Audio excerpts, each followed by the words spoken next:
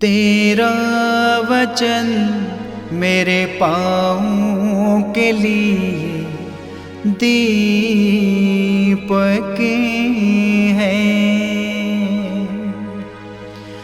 और मेरे मार्ग का उजियाला है।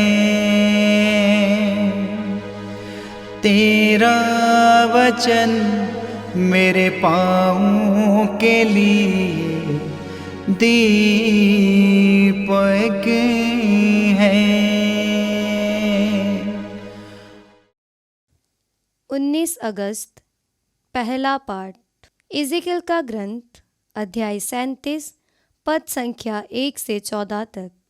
प्रभु का हाथ मुझ पर पड़ा और प्रभु की आत्मा ने मुझे ले जाकर एक घाटी में उतार दिया जो हड्डियों से भरी हुई थी। उसने मुझे उनके बीच चारों ओर घुमाया। वह हड्डियाँ बड़ी संख्या में घाटी के धरातल पर पड़ी हुई थी और एकदम सूख गई थी। उसने मुझसे कहा, मानव पुत्र, क्या इन हड्डियों में फिर जीवन आ सकता है? मैंने उत्तर दिया, प्रभु ईश्वर, तू ही जानता है। इस पर उसने मुझसे कहा, इन हड्डियों से भविष्यवाणी करो। इनसे ये कहो, सूखी हड्डियों, प्रभु की वाणी सुनो। प्रभु ईश्वर इन हड्डियों से ये कहता है, मैं तुम में प्राण डालूँगा और तुम जीवित हो जाओगी। मैं तुम पर स्नायुएँ लगाऊँगा, तुम में मांस भरूँगा, तुम पर चमड़ा चढ़ाऊँगा। तुम में प्राण डालूँगा, तुम जीवित हो जाओगी और तुम जान जाओगी कि मैं प्रभु हूँ। मैं उसके आदेश के अनुसार भविष्यवाणी करने लगा। मैं भविष्यवाणी कर ही रहा था कि मैं एक खड़खड़ाती आवाज़ सुनाई पड़ी और वह हड्डियाँ एक दूसरे से जुड़ने लगी।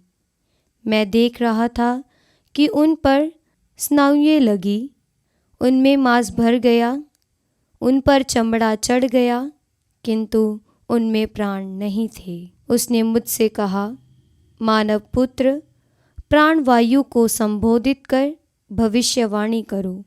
ये कहकर भविष्यवाणी करो, प्रभु ईश्वर ये कहता है, प्राणवायु चारों दिशाओं से आओ और उन मृतकों में प्राण फूंक दो, जिससे उनमें जीवन आ जाए। मैंने उसके आदेश अनुसार भविष्यवाणी की और उनमें प्राण आए। वह पुनर्जीवित होकर अपने पैरों पर खड़ी हो गई। वह एक विशाल बहुसंख्यक सेना थी।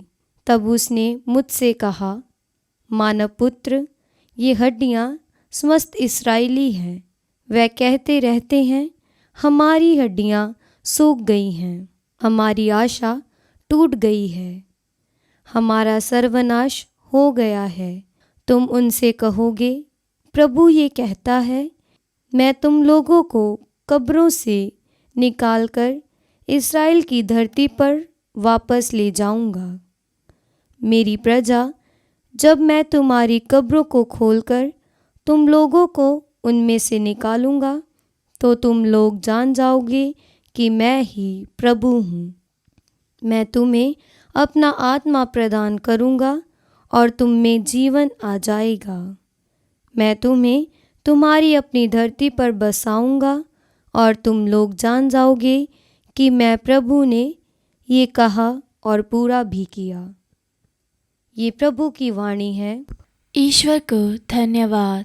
भजन अनुवाक्य। प्रभु की स्तुति करो, उसका प्रेम अनंत काल तक बना रहता है।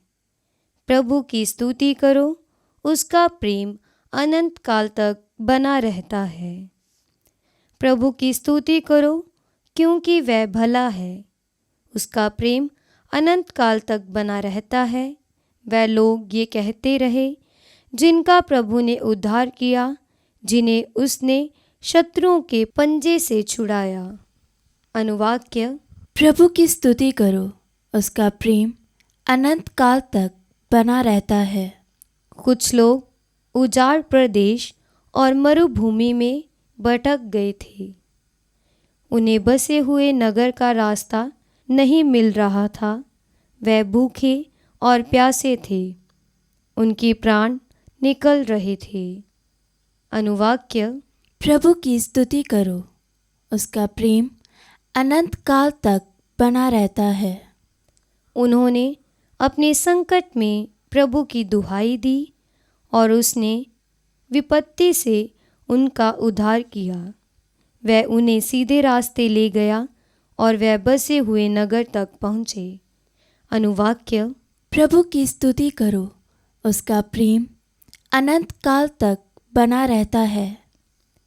वह प्रभु को धन्यवाद दें उसके प्रेम के लिए और मनुष्यों के कल्याण अर्थ उसके चमत्कारों के लिए, क्योंकि उसने प्यासों को पिलाया और भूखों को तृप्त किया।